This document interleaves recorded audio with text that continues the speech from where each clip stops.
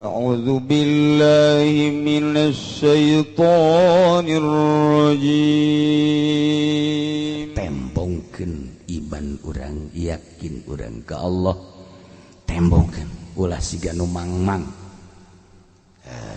Jadi nu bebeja ka Kangjeng Nabi moal milu perang Tabuk saat eta jelema-jelema nu munafik dengan berbagai alasan-alasan anu teu mendasar munafik.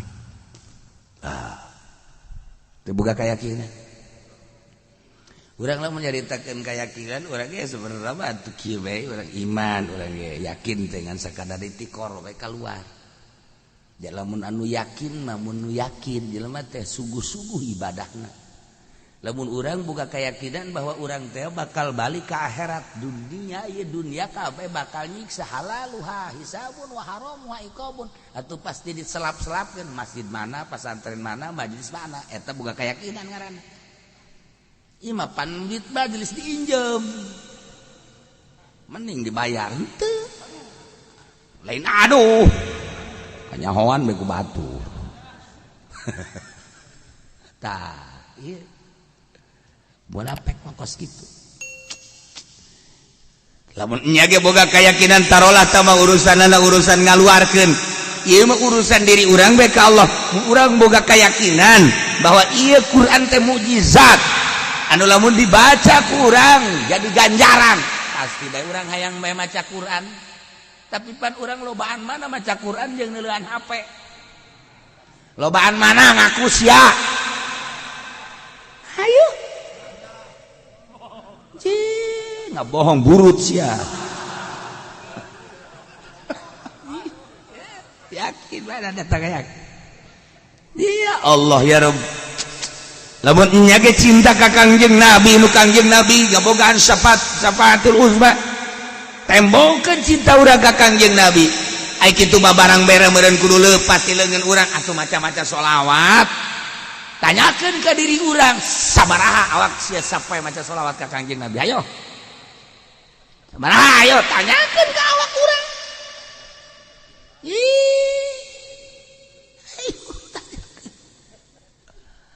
Dititah maca sholawat 11 bae bari leumpang. Ulah henteu teuing bae cakna. Henteu diuk di masjid teh kitu tah teu diuk di masjid. Allahumma sholli sholatan kamilatan wa sallim salaman taman ala sayyidina. Eta maca sholawat mah 2 ge geus tilak-cileuk bae. 2 jam nonton TV mah 2 jam, 3 jam. Masya Allah istiqomah. Heran aing mah heran. Nah, ieu keur carita keyakinan, berarti itu bukan keyakinan eta, kos kitu. Urang mun nyaritakeun keyakinan kan berarti kan aya perilaku-perilaku yakin. Ulah ngomong doang perilaku yakin datang ka mana nya nya ge yakin Allah bakal nyiksa. Kalakuanana maksiat henteu, berarti kan perilakuna maksiat teh yakin. Lamun teu ngazakat bakal dibere Syujaul Aqra engke ca Kangjeng Nabi di jero kuburanana. Aju ku ari ngazakat teh perilakuna teu ngazakat, berarti kan teu boga keyakinan. Namun jelema ngridit berarti kan 2 akad, hiji barang 2 akad bakal engke bakal dikucuran timah ku Gusti Allah. Bakal dibodem ke di jero kuburan anak. Tapi masih geridit kene bae, berarti kan teu boga keyakinan. Tuh ngajoak kabehan jadi motor kreditan kabeh bego. Ya Allah, ya Rabbi da kumaha? Hayu, imah kredit, mobil kredit, motor kredit. Deres eta mah gincu kredit gincu. Masya Allah, gincu geus beak can beres kreditanana.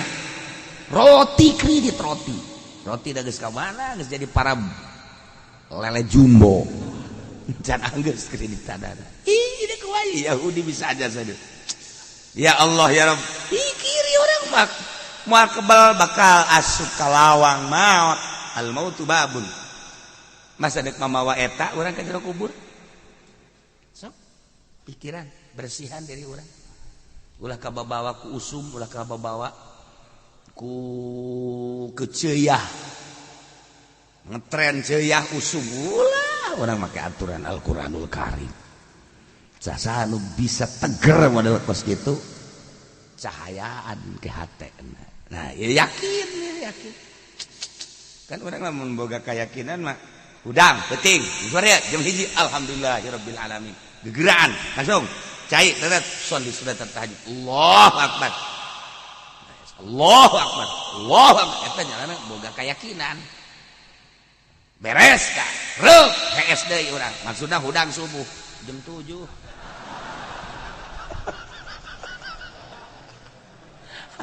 Sak majikan anak ka ai keur penting kadege kukula Allahu akbar tahajud. Aju ai subuh jam 7 lalu omong sia.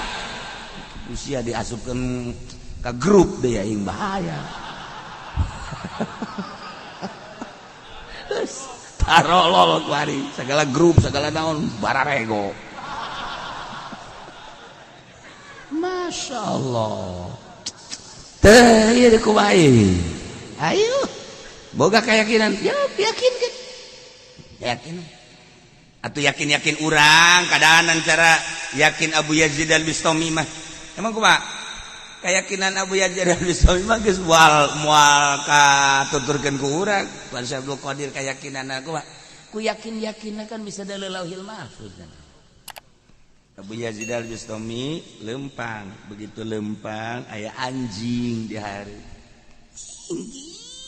Minggir ka sisi tinggal murid nambe guru urang anjing makan mugolazo kok make minggir sagala teu arti mah kecuali domba himar rada deres we ieu makan anjing mah kudu ditimpa yo minggir biasa.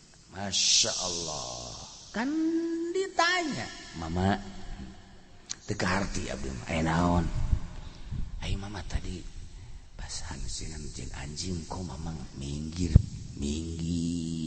bangun ngahormat biasa ke anjing gitu kunaon bisa bela anjing ya Allah anjing teh nanya ka aing mama bade ka mana mama diciptakeun jadi manusia jadi wali abdi diciptakeun jadi anjing nu dihukuman mogolazo tapi abdi teu eureun-eureun tetep bae mencintai ka mama. Ya Allah. Anjing bae mencintai ka wali anjing. Nu mantak moal daekeun ngegel anjing. Coba Pendi. Jauh-jauh geus saya di rumah sakit. Udah digegel anjing. Atuh tajak kurang anjing. Hei anjing, sia kunaon ngegelnya na? Bongana. Macam-macam alasan anak anjing guys. Kamu Yazid kedaekeun abdi cinta Tuhan sugan be cenah di akhirat kula disalametkeun anjing kakarak muridna Masya Allah karim jeung anjing bae ngobrol patanya jeung anjing wali mah patanya ngobrol urang jeung jelema manyun bae. Deres lain kiai mah kiai diondang ngariung aya sadinya aya kiai anu moal ieu mah salila aya kiai eta teu hayang aing mah eta kiai buang ka walah eta kos kitu teh eleh ku anjing mah nanya anjing kiai teu daek nanya aya kitu mah pedagang teu nanya atuh biasa tah mah kiai mah bong aing mah diondang nyalateun endek nanya aya sadituna aya kiai anu moal aing mah kajian buku mah. Pokona mah aing mah gurat batu. Budak. Pohara eta.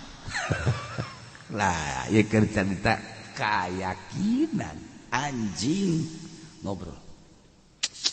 Ya Allah, ya Rabb. Jauh teh urang lamun inget ka dinya ngerenungkeun batur keyakinanna datang ka dinya ya Allah, ya Rabb. Ya Allah, ya Rabb. Masya Allah kan.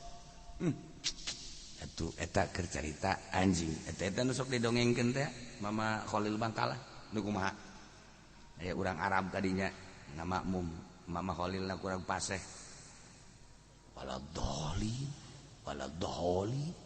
wah cek urang Arab teh akur geus balik eta sering ieu mah keur carita bae datang ka jalan aya maung wah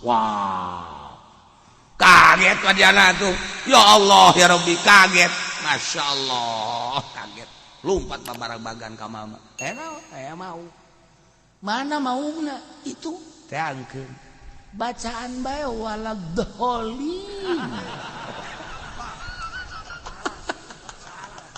Mau indit mau. Masya Allah eta wali eta nu kos kitu. Babacaan salah nu jana tadi mang-mang teh ya. Orenganan dibaca ku wali mah lain deui. Cok bismillah haji pendi nu sakitu maherna bismillahirrahmanirrahim. Tiupkan hutan kanu nyeribeuteung. Fuh, paeh bisa.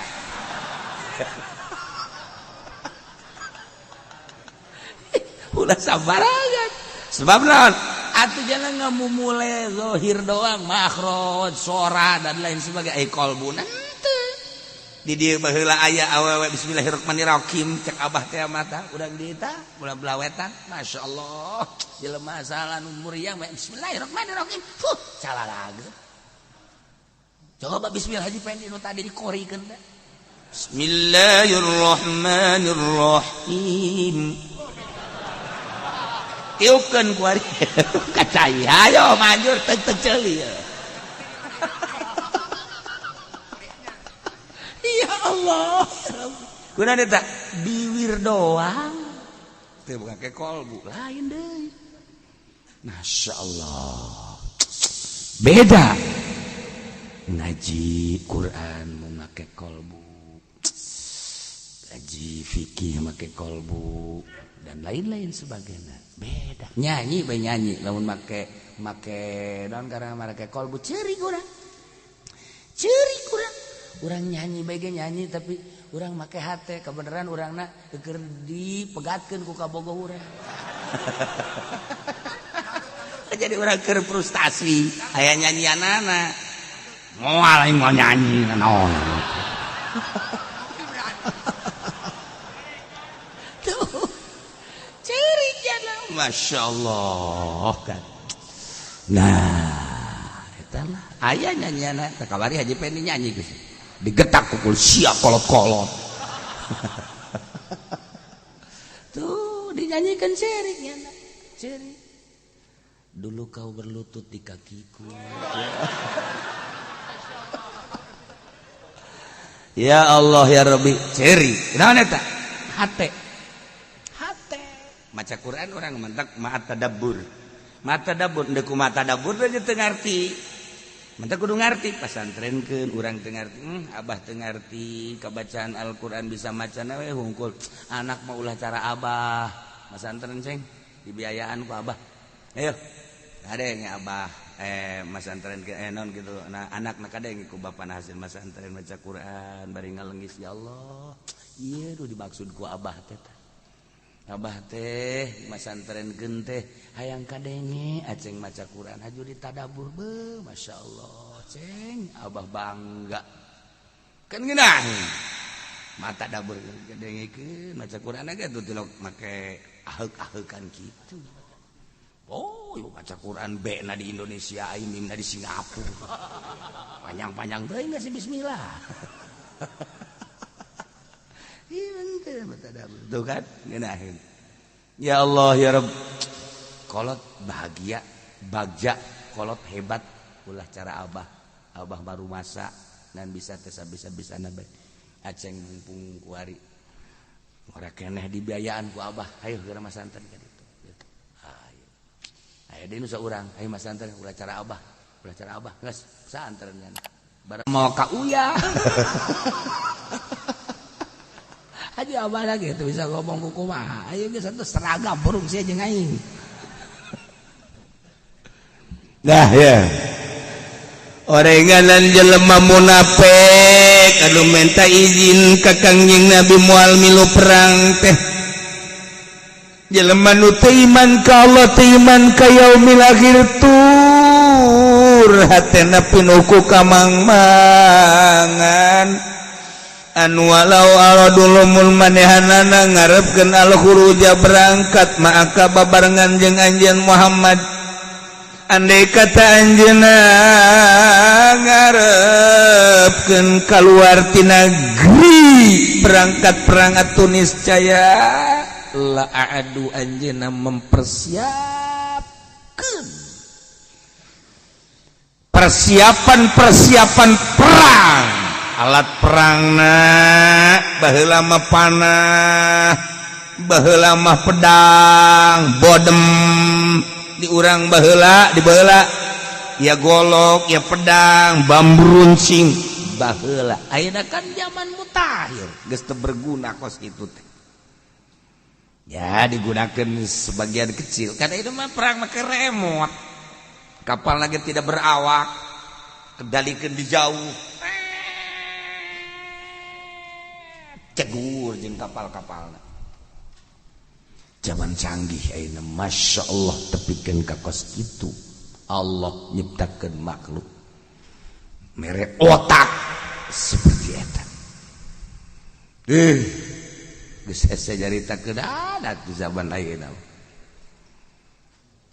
dikendalikeun anu ti jauh pake remote kuari masya Allah karim peperangan ujung-ujungna mah tetep bae jelema tentara kan baheula mah perang teh baheula mah kan tentara perang aya medan ayeuna kan teu urang ningali di Irak masyarakat nu korban ningali di Suriah masyarakat nu korban Yaman masyarakat nu korban perang mah ya kos kitu lah aya geus waktuna mah teh kumaha deui eta mah putusan Allah diembung-embung ya pasti terjadi bae kajen ku kumaha ge nu penting niat hiji bae ngagungkeun Allah agama Allah paeh syahid ya urang ira ge bakal paeh teh urang hayang boga keyakinan kadinya teh hese tetep bae mundur bae urang mau mundur walau aradul khuruj la'addu lahu 'uddah lamun manehanana memang ngarepkeun berangkat perang jeung anjeun Muhammad atuh niscaya maranehanana teh mempersiapkeun alat-alat perang jeung perbekalan tapi walakin karihallahum bi'atsahum tetapi Gusti Allah nyieun embung Allah teu ngamaksud kana keberangkatan jelema-jelema tersebut lam yuridu khurujahu atuh Allah pangeran fasabbatahum dingedulkeun diembungkeun ku Allah dilemahkeun dileluskeun himahna males hayang be berangkat ka medan laga batak nang Allah tah singa eta urang kuari ngagungkeun agama Allah teh melalui majelis taklim aju kuari dibere embung urang berangkat ngaji singa eta nang Allah nu mantak ku Allah diembungkeun deuk dicilakakeun berarti tinggal sakitu bae mentek kula pernah nanya ke almarhum Abah doa ya panjang tah nanya teh kesimpulanna mah jelema lamun deuk dibere panjang umur sok bae cek Abah teh maca Allahumma tawil umurana sahih ajsadana dan selanjutnya lamun aya jelema deuk dibere makrifat ka Allah dibere daek tah ngadoa Allah maftah futuhal arifin Allah maftah futuhal arifin lamun jelema ndek dibere teger keyakinanana dibere daek tah memeh subuh maca ya hayyu ya qayyum ya bari'as samawati pan urang nyaho man maca mah tilok pan geus sering tah dibere nyaho disurahkeun atuh tilok maca kok masih eta maca subuhna ge jam 7 kumaha macana manya subuh jam 7 maca ya hayyu ya qayyum ya hayyu ya qayyum ya bari'as cak incun apa emang udah salat belum baca ini dulu cak incuna wah ini bapak kolot ini mah orang kurang normal apa baca ya hayyu qayyum tadi atuh jam 3:30 jam 4:30 ya mah lain salat subuh jam 7 baca ya hayyu qayyum 40 atuh bisa jam 9 dibere daek pokos jelema endek dibere kawin bae ku Allah dibere daek teh maca Inni ra'aitu ahada asyara kawkaban wasyamsa wal qamara ra'aituhum li sajidin. Dibere daek bae maca eta teh dibere daek bae kadeuleun sinar. Atuh pake kuku udang euy. Tenang ngaji tenang geus siapkeun bae geus dikondisikeun insyaallah. Boh atuh babaturan ti baheula mah nya teu ngondisikeun. Atung geus aya nu daftar ka imah umur 75 tahun.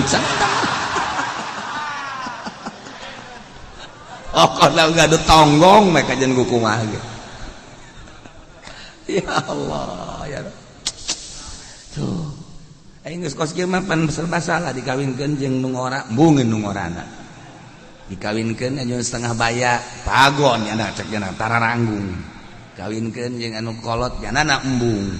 Ieu kudu terjadi nama nun ini ceknya nanti lah asal aya nu ngurusan baik ngaji atuh ulah kan ini teh lah asal aya nu mang nyangukeun bae ceknya nanti horenganan kaharti nu mantap kos itu ge mantep kan nu ngora henteu lah ceknya nu kolot bae horeng dedem segala naon horenganan kaharti paingan geus teu bisa make obat sama kos gitu.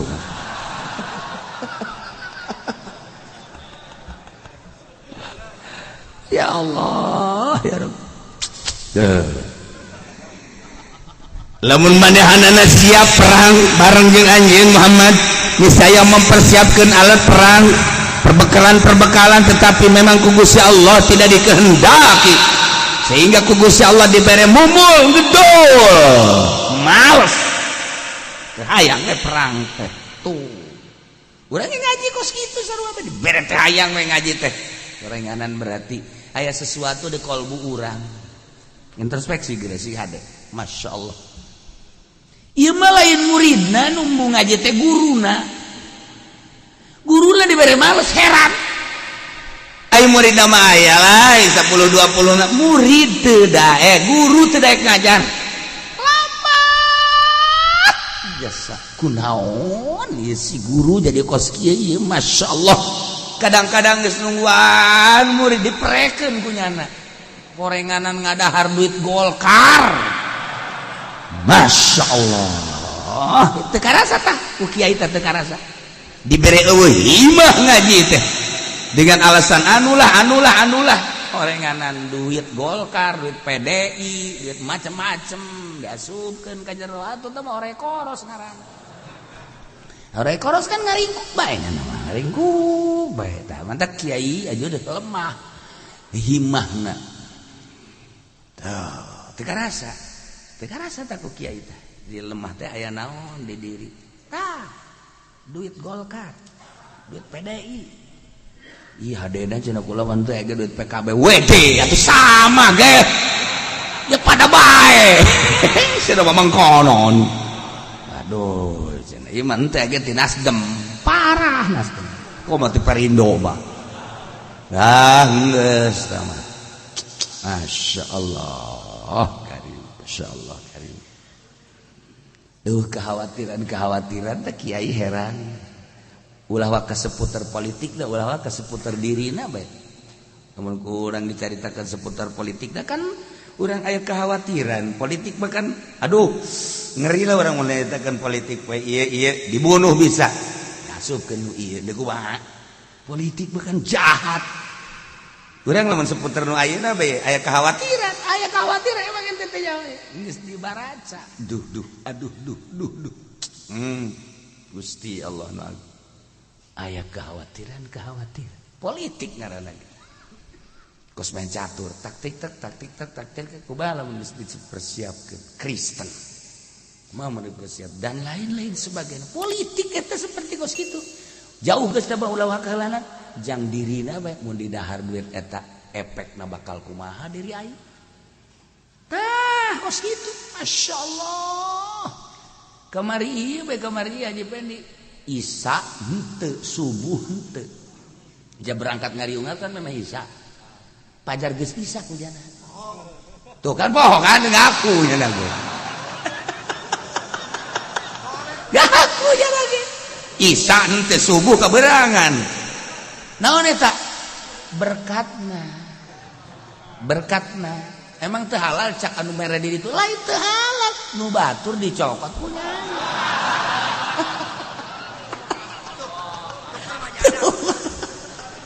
Nu kos kitu jadi paling berkat. Masya Allah. Efekna teu isa teu subuh. Emang aing teu nyaho.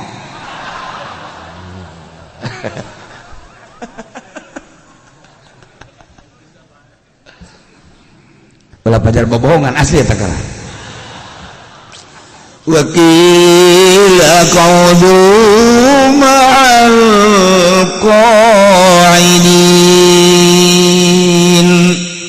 Wa qila diomongkeun ka para munafikin nu teu iman ka Allah jeung ka yaumil akhir anu pinuh kamangmangan nun teu daek ngilu perang. Gas kuari mah bejakeun me Muhammad uqudu ma'al qaidin. Caricing lah bae maneh geus didarinya babarengan jeung nu caricing. Sanu caricing nu teu dimenangkeun perang. Sanu teu dimenangkeun perang teh al mardha nu garing wan nisa wanita-wanita wasibyan jeung budak-budak laletik. Bejakeun Muhammad mun teu daek ngilu perang teu mempersiapkeun alat jeung perbekalan cicing toh hijikeun jeung nu gering jeung wanita cewek-cewek jeung budak ololeho. Kaidi kitu ka ditu.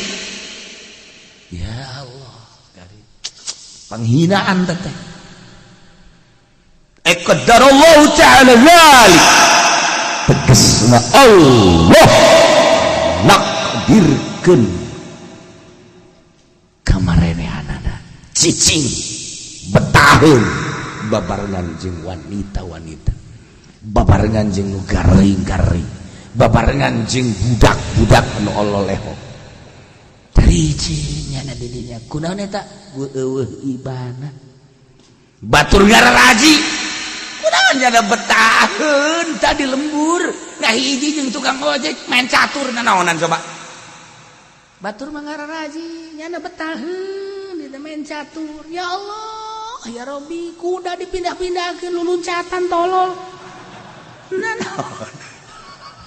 Gusti Allah doaku. Eta kan ku Gusti Allah. Ngahiji sia jeung jelema nu teu bener. Ngahiji sia jeung jelema nu hina.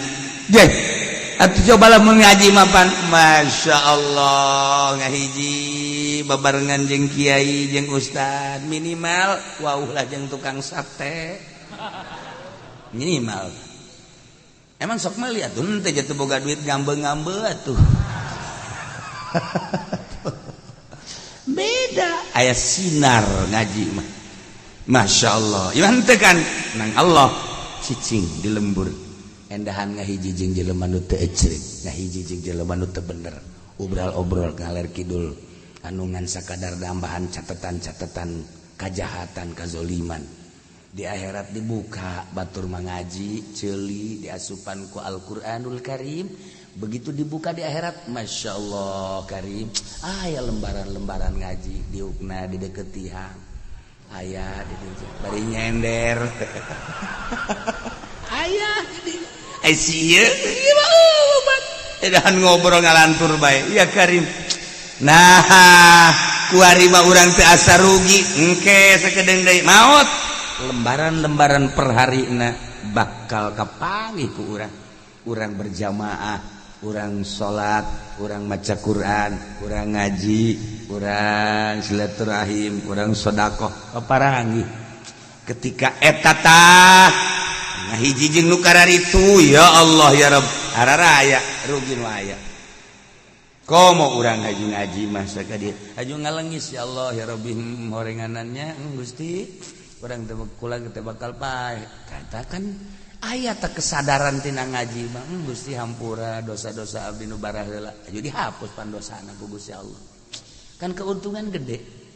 Coba lamun teu ngaji kan teu berpikir teu ngaji mah dah pae ti baheula pae mah atuh sarua bae pae jadi lok anu hudang deui nah naonan ngomong kos kitu coba. Ai kasiram-siram mah panderes we ngaji-ngaji mah tuh. Tanya sia geus ngaji ka Cilaon sabaraha tahun? Aya 5 tahun mah. Wau jeung kiai. can pernah salah geus teu kudu waung geus bajang tukang uduk bae geus eueuh masalah jasa hayu bae geus ajeuna geus cek jaina gitu kudu waung eueuh masalah tah kan ngeunaheun ta urang ngaji aya berpikir nya beureunan saminggu 2 minggu 3 minggu mah aya tanu asup hiji bae mah sanejan beureunan 3 minggu teu ka 4 minggu mah aya oh nya bakal paeh horenganan aing aduh akhir ieu aing keur ngora mapan ngadu kotok bakal ya Allah ya Rabbi dicak babaturanana sia emang asup ngadu kotok kosong kuari eureun itu eureun aing kuari mah geus ngaji bae kunaon sia mantek eureun kotokna paeh siapa lain tobat burung lain ku ayana manusia mah antara malaikat jeung setan atuh disupri titah nuturkeun instruksi Gusti Allah melalui syariat melalui thariqah melalui hakikat lamun bisa ngabersihanana leuwih ti 50% naik ambeuna seungit kos malaikat lamun teu bisa ngabersihan terus we kahandap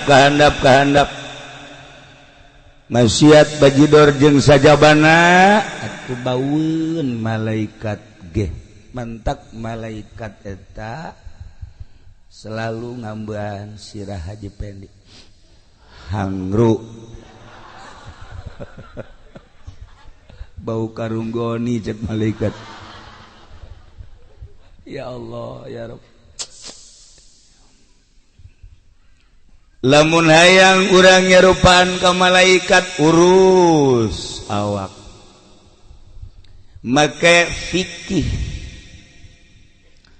tapi lamun diurus sakadar make syariat fikih doang mah kadang-kadang ngan zahirna doang nu bagus jubah ngangsar ka handap sorban make 3 jubah make 3 naik angkot atuh teh mah kudu dibawa ka grogol ieu zahir doang kos kitu katipu urang ku zahir encan seungiteun malaikat teh tapi ketika dirarapi batinna ulah aya panyakit-panyakitan ulah aya panyakit-panyakitan panyakit diantara anu geus merambah di urang deukeut teuing ka makhluk poho ka khaliq sehingga make jas hayang ka alam ku makhluk ulah dehem biasa bae sih make sorban hayang ka alam ku makhluk teu meunang salah warna kudu akur luhur jeung handap teu besi teu ka alam ku makhluk nah ieu teh calon tanu kos kitu pisateun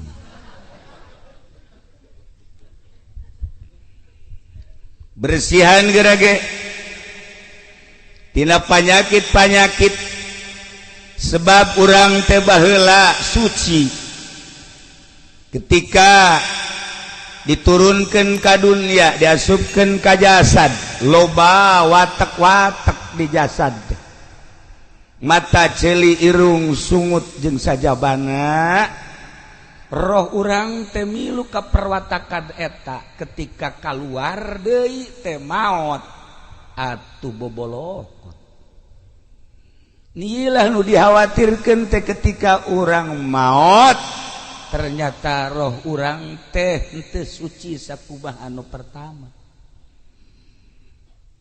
sedengkeun nu bakal menghadap ka Gusti Allah teh lain awak ketika roh keluar awak urang nama dicengcerikan dipandian dibungkus disolatin dibawa ke kuburan dikubur nu kamari di komandan-komandan anak buah namalah nincekan nu kamari di bapak-bapak anak jeung incu nincakan kuburan, bahkan anu kamari di buya-buya di mama-mama murid lagi milu nincakan ngagoler di jero kuburan.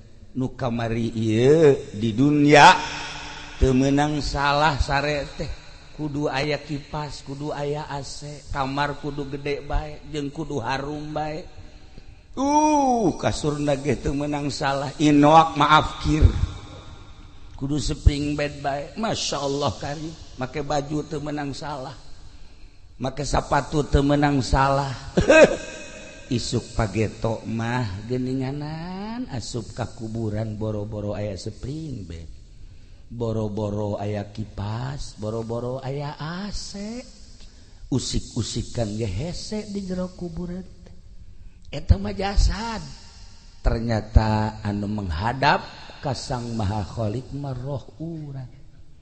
Naik ka luhur langit ka hiji mun bagus bisa langsung ka dua, mun masih kene bagus langsung ka tilu, ka opat, ka lima, dan selanjutnya ketika bagus karak ku Gusti Allah disuprih titah turun deui ningalikeun jasad nu keur ngagoler di imah. Oh eta teh awak aing. Urang teh geus terpisah. Ketika dipandian milu urang neulekeun. Ketika dibungkus halapis, 2 lapis, roh asup ka dinya set. Dilapis ka 3 urang aya di dinya. Terus dibungkus di talian sing kenceng nalian reketak. Jadilah pocong.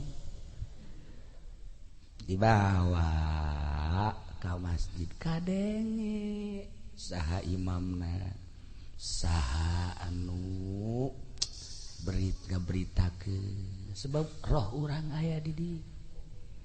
Dibawa terus ka kuburan milu urang, masya Allah. Lamun nu bagus indah, tapi lamun nu goreng roh urang naik ka langit. Ditanya roh saha ieu?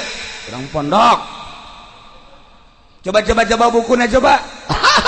Barang di deuleu ya Karim, ieu mah subuhna koboan. 90% koboan. Cak malaikat teu narima nu kodo. Ieu mah ye terus dagangna oplosan. Teu beres ieu mah ye. Dijejak ku malaikat. Dijejak. Terus ka handap set. Jadilah ririwa. Sapondok sarieun kabeh asal magrib kunci lawang besi air ririwah di pendi.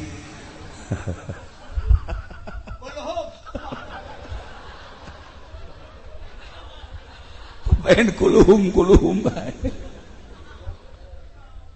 ya Allah ya Rabb, masya Allah. Inggis seperti etalah bakal terjadi di diri urang.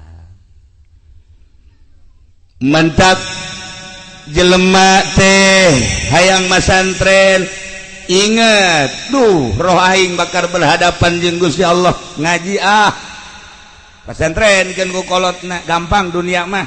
Loba nu teu sakola ge sararugi. Geus diatur ku Gusti Allah ngaji sia. Ngaji, masya Allah. Nurut budak 10 tahun dikobong nanti. Pasantren samakna tuh balik-balik. Jelema na mangalayang. Masya Allah. Teu pernah ngaji 10 tahun. Ngan betah bae di pondok. Sakitu ge geus jadi ahli sorga mondok. Ih, sok bener sih saya betul percaya. Teu ngaji bae geus jadi ahli sorga. Atuh gua mun ngaji. Masya Allah. Teu pondok sebab naon? Atuh pondok makan jelema nangan ka majelis, ka imah, ka majelis, ka pondok, ka masjid, ka majelis, ka pondok. Atuh tambah. Allah hari. Tuh. Ya. Nah, ku inget na aya alam itu sakumaha nu ku Kangjeng dicaritakeun rempan. rempan mondok sageusna mondok terus bisa ala kadar cacarakan make sageusna make kajul teuing bajudoran ku kumaha ge hasil masantren mah ujung-ujungna tetep bae inget ka Gusti Allah loba anu tadi nama santren balik jadi calo loba nu bebeja kakula nu kuari hirup keneh ge mantan calo loba tapi nyana merenung bae kieu bae cekna aing mondok sebenarnya baheula 15 tahun kok iya aing jadi babaturan jeung lurah kunaon haju aing jadi calo cekna mending mun sugih jantai gas geusan aing mah jadi calona ditinggalkeun lurah langsung balik ka imah cek pamajikanna kok kalain deui kuari mah aing deuk nyai kuari mah gitu lain nyai kitu pan ieu dapur ulah mikiran dapur terus pokona mah ngaji waduh sok jasa teu percayaan pamajikanna mah teu percaya bari hirup keneh mun dibejakeun ngaranna sok ngaji bae ka Cilongok kitab di teangan deui punya mana ye kitab aya kabeneran geus ku geget kitabna bawa deh ku jana ka Cilongok bang ngaji dihareup we nyana dari nundutan geus kita aja ku kula bari bari ngaji belah cenah jadi calo geus cenah sugih henteu jeung mending ngaji bae lah ujung-ujungna ku hari ngaji bae masyaallah haji berkah deh cek pamajikanna keur jadi calo ku hari cenah nyai jangan jadi kiai cek cenah teh ya genaheun tarariis datang ke dapur ge tariis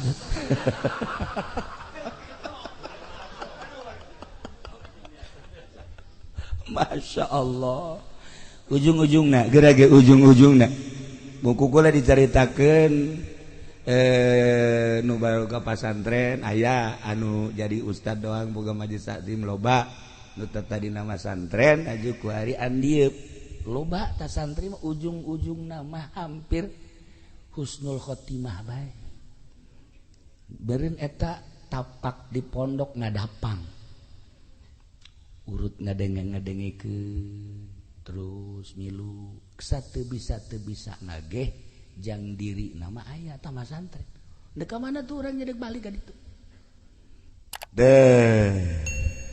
iyalah jelema lamun percaya maot percaya teu percaya aya jadah ge kayakinan mah jadulurna ge pararae saenggeusna percaya maot bahwa di jero kubur teh bakal aya pertanyaan saenggeusna aya pertanyaan bisa ngajawab apa henteu lamun direnung encan engke bakal aya mauqif engke aya mizan engke bakal aya jembatan siratal mustaqim moal bisa ka sorga tanpa jembatan siratal mustaqim renungkeun coba ge eta pasti hate letikna duh heuy aing mondok bae lah loba nu ka Cilongok ge kiai cenah kula deuk mondok bae kumaha kiai bae bekal teu mah wajiban atuh jadi kiai ieu lalakon teh jadi nyedekeun ka aing kabeh. Oh masalah sih aing deuk. Oh masalah.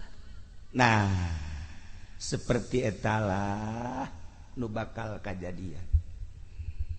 Roh urang nu bakal berhadapan jeung Allah. Ketika asup ka jero kuburan, anu ku urang sok dicaritakeun nya sempit, nya poek, nya sepi. Ternyata lain di kuburan teh horenganan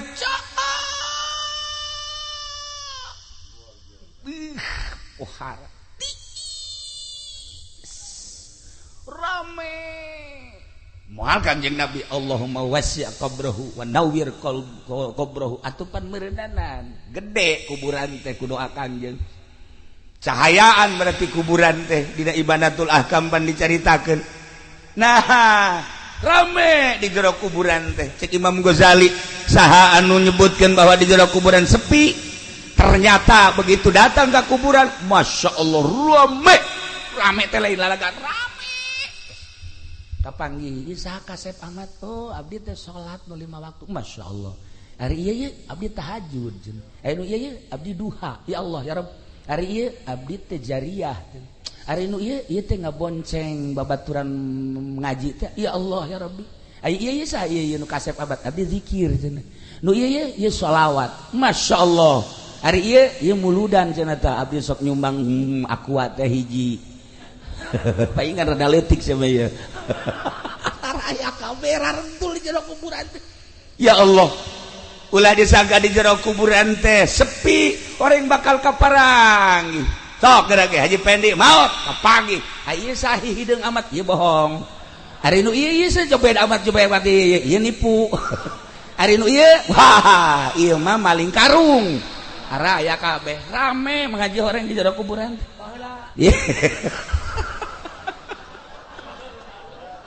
Raya kabeh di jero kuburan. Masya Allah. Kaparagi orang kuburan teh ya Karim. Cak saha sepi rame. Nu mantak para aulia Allah mah, para solihin mah maot eta kan istirahat.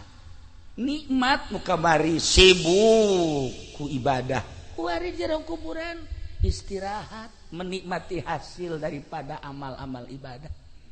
Ninaheun ngadenge Kangjeng Rasul, ngadenge para sahabat, ngadenge para tabiin, ngadenge para aulia-aulia Allah. Dongengna geus ambalayah jasa. Ngadenge para ulama-ulama solihin. Indah maot eta, nikmat istirahat. Barang ngadenge Haji Pendi maot. Sieun perasaan. Babaturan nu karitu malulu.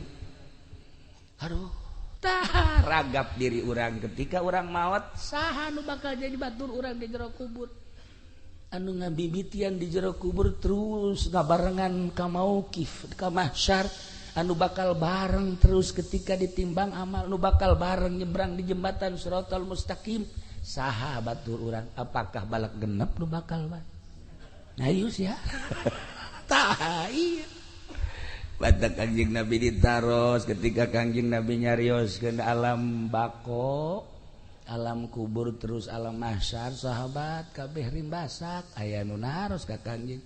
Ya Rasulullah, aya manfaatna henteu sih urang lamun ngabatur jeung nu soleh. Cik Kangjeng Rasul, atuh di dunia bae lamun di dunia babaturan jeung nu soleh aya henteu manfaatna. Iya tuh kan tenan cik para sahabat. Di dunia lamun ngabatur jeung nu soleh nikmat perasaan. Mun urang boga babaturan nu soleh-solehna di bidang ilmu, urang nanya naon bae dibere tilok dipelit-pelit. Urang babaturan jeung nu soleh di bidang dunia, nyana aya duniana, urang minta bantuan tara dipelit-pelit. Urang minta bantuan ka Haji Pendi hati. Cek jana teh sia datangna ka dieu minta bantuan bae aing dibantuaneun sia.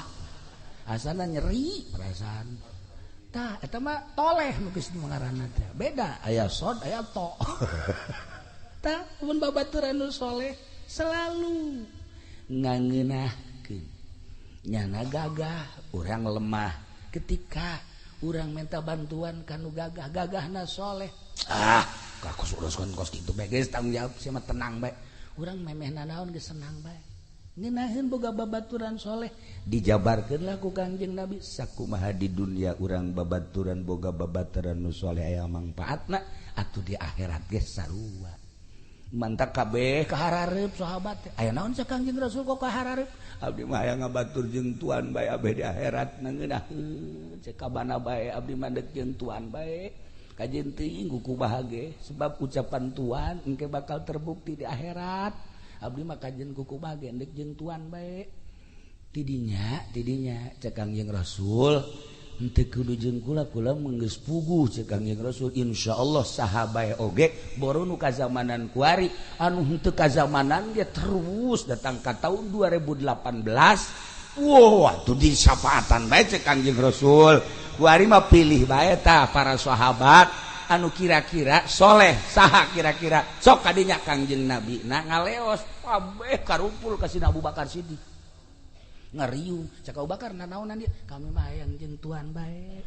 Iya tuh itu pan aya Sina Umar aya sesuatu henteu iman nu geus kanyawan Umar mah galak cak Umar nanaonan sia. Kabeh ngariung jeung Sina Abu Bakar Siddiq kami bang hayang bareng bae jeung tuan. Sebab ucapan Kangjeng Rasul seperti eta diriung-riung ka mana bae Sina Abu Bakar Siddiq lantaran lain di dunia engke di akhirat manfaatna. Nah lamun kuari urang boga batur anu soleh kemudian ke di akhirat dekat saha deui urang minta tulung jaka si eta mamanya teuing nya nagari weuheun urang minta tulung aji tulungan boro-boro jang sia aing ge ieu dirante waduh pan eta ngeri urang gos gitu. Nah iyalah keistimewaan ucapan Kangjeng Nabi Muhammad sallallahu alaihi wasallam. Sok teangan pibaturan urang nu soleh ulah jang di dunia jang engke di akhirat. Di dunia malah gampang, di akhirat dan mentak teangan kuari minimal haji soleh gitu talah eta nu ngaranna soleh aya di Cilongok ge ngaranna soleh tapi main gapleh we tuh. Barang di dieu KTP na urang rimpak sia dulur Kipuloli deh eta. Gitulah para jamaah kaum muslimin wal muslimat rahimakumullah. Nah hati-hati urang hirup ulah eleh ku hewan-hewan. Ketika Kangjeng Nabi nyaritakeun ana Madinatul Ilmi wa aliun babuha ngagelo kabeh di sahabat pih hebat amat Ali ana Madinatul Ilmi kula gudang ilmu wa aliun babuha teu kudu nanya ka kula cek Kangjeng Nabi tah minantu kula mejeuna Kangjeng Nabi mah boga minantu teh Sidina Ali sedang lamun Haji Pendi boga minantu nu kuari sedang kene sarua akur lah lamun ieuna ngabohongna 5 minantuna 10 betul lebih dahsyat teman berarti nya Sidina Ali hidareketan go sahabat Sidina Ali moal mislik kajen ku kumaha ge ucapan Kangjeng naon walau mandek nanya bae soal zahir mah gampang soal zahir mah teu kudu ka anjeun kula merek nanyakeun teh soal batin soal naon kula mandek nanya teh eta bae lamun hayam tah hayam nu kadenge ku anjeun sasadana kumaha anu kadenge ku ente nu kadenge ku kari mah kongkorongo komo hayam Cianjur mah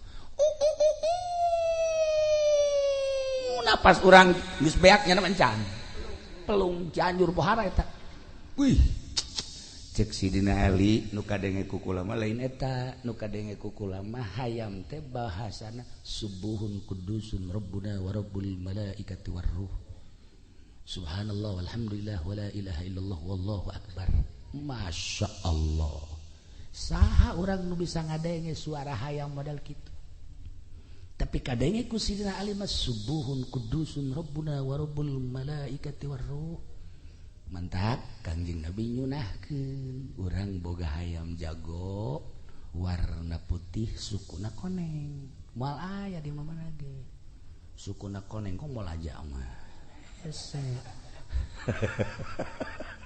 tah eta sebab naon eta teh horeganan baca zikir subhanallah subuhun kudusun rabbuna wa rabbul malaikati war ruh sedengkeun bahasa eta teh bahasa nu sok dibacakeun ku malaikat Jibril alaihi salam ketika turun di langit macana subuhun kudusun rabbuna wa rabbul malaikati war ruh ruh teh malaikat Jibril dek naik deui maca subuhun kudusun rabbuna wa rabbul malaikati war ruh babacaan malaikat Jibril bisa kakalayangan sadunya maca subuhun kudusun rabbuna wa rabbul malaikati war ruh hayam jago babacaanana eta baca coba ku Haji Pendi subuhun kudusun rabbuna wa rabbul malaikati war ruh keur naik mobil nabrak aneh aing mah nya heueuh aneh lain salah babacaanana sungutna meureun nya heueuh sungutna ieu teu akur jeung kolbu jadi ceplakna teu akur jeung tapak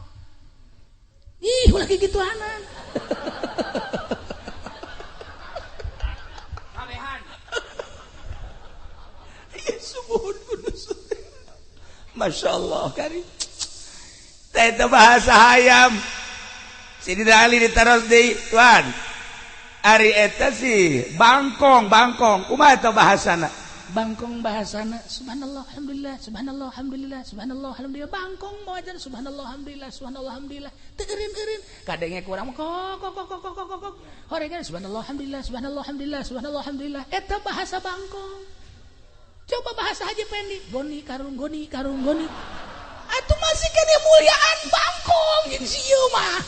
Masya Allah Karim, guys, kuari mah orang manggih bangkong, usapan, manggih sieu tinju.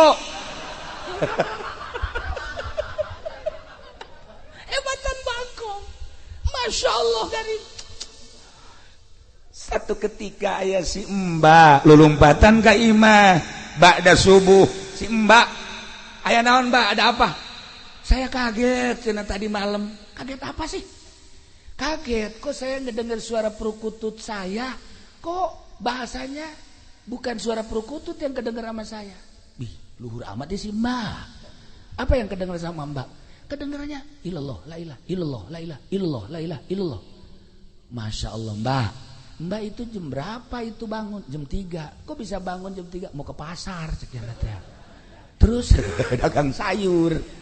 Terus itu Mbak bisa mendengar gitu, emang suka ibadah apa? Saya mandi dulu, setelah mandi sholat tahajud. Setelah tahajud baru saya ke pasar. Begitu saya kalau mau ke pasar. Masya Allah tuh palingan bisa ngadenge. Itu jatuh pernah yang ngadenge tisiakos gitu. Betul, kata hebatan si Mbak daripada tukang karung mah. Artinya mah hudang malah nu dihandap leuwih ti heula hudangna. Oreganan. Masya Allah kasih Mbak bisa dibukakan hijab kukusnya Allah meureun nol hatena di Cilongok eta. Kula kaget eta kasih Mbak. Ya Allah ya Rabb, horenganan hudang, mandi, wudu, tahajud, beres terus berangkat jam 3 ka pasar. Satu ketika ngadenge suara perukutuna seperti eta. Sarua jeung nu dijabarkeun ku Sayyidina Ali karramallahu wajah. Ana Madinatul Ilm wa aliun babuha pohara. Nah ilah lamun dicaritakeun hewan ditataan ku Sidina Ali, bahasa onta, bahasa sapi, bahasa jamus, bahasa munding, bahasa berbagai hewan dijabarkeun ku Sidina Ali. Hebat amat eta Sidina Ali bisa nyahueun ka bahasa hewan. Luar biasa eta Sidina Ali. Masya Allah. Nu mantak wajar lamun terus bae urang ngahadiahan Abu Bakar, Umar, Utsman, Ali. Abu Bakar, Umar, Utsman, Ali. Horenganan kos kitu. Atupan sieu mah mun maot anakna ge wallahu alam hadiah wallah henteu. Heeh. Anakna misalnya itu bapak udah meninggal, biarin aja. Enggak tuh lu jarang. Dah, lagi hidupnya juga begitu. Ulah sampaikeun ka kitu tak. Tanamkan coba rasa kecintaan anak terhadap urang. Abeh ketika urang geus ngagojod di jero kubur, anak bisa hadiah ka urang, anak bisa ngiriman teu butuheun jeruk anu di kuburan mah butuheun ge Fatihah, doa, Quran. Cenah ieu loba jeruk niat hadiahna ieu kabeh kadaharan ganjaranna jang ahli kubur. Ya Allah ya Rabbi. Tuh seperti etalah entek kula begitu zarah ka Habib Lutfi do aju ngobrol di luhur duaan cekanya jongeng kieu cak Habib Lutfi itu ada seorang santri ziarah ke kuburan. Begitu ziarah sering di situ enggak ada kerasanya. Ziarah kok enggak ada kerasanya, bebeja tah ka guruna. Begitu bebeja ka guruna. Saya ziarah udah berapa lama ke makam itu, tapi nggak ada kerasanya. Tuan guru ini bagaimana? Ziarah kemana? Ke makam yang di sono. Atau kenapa ziarah ke situ? Emang kenapa? Itu mah garong. Kenapa dijarahin? Si hade tah. Urang bisi salah zarah. Horenganan jerona garong. Kuari kan loba nu maruncul mantak kula harita ngalarang aya kuburan anyar dizarahan ulah bisi garong. Atuh cenah dizarahan garong gitu lain teu naon kitu ulah bisi salah tekad. Oh aya baheula hiji kuburan rame dizarahan. Kuncena ge datang ka sugih. Kuncena sugih lantaran nu zarahna loba jasa. Boga anaknya na hiji-hiji da lalaki. Kulantaran nyanda deudeuh jasa ka anak, nyana ka anakna ceng masantren bae nya.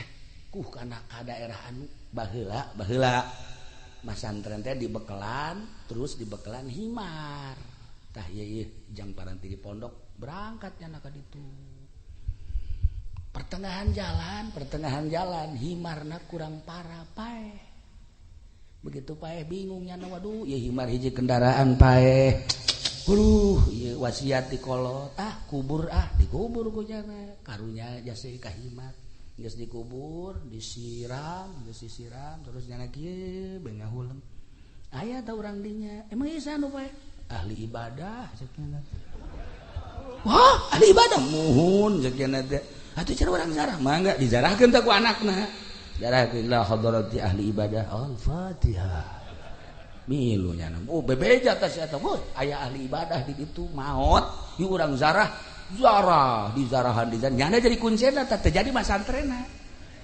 masantrena Masya Allah terus baiknya nama jadi kuncen deui di dinya kasedot beuti bapana nu biasa zarah ka kuburan nu sok di zarahan ku bapana teh ya ngagelok kuari ka dinya bapana ge kaget kudu zarah jadi sepi cak keneh ya aya kabar di anu cenah rame jasa begitu datang ka ditu nya hayang nyaho kuburan saha ieu cak bapana waduh asep jadi kurang ya asep Masya Allah datang gadinya barang di deuleu kuncen aja mah ajaib anak aing Masya Allah sia ieu jadi kuncen oh teu jadi masantren henteu mah kunaon himar paeh bah aju dikubur di depan loba nu zarah kukula di bejaan ahli ibadah Masya Allah bisaan sia nyebutkeun bisaan iya tuh itu atuh kasedot ka dieu nu abah Masya Allah masalah lah kula alhamdulillah kuari mah geus bisa nyeun imah dan lain sebagainya keke bah aya abah sih eta ngazarahkeun itu eta sesah kuburan sah ih atuh mana ieu cakeun atuh sarua tah mah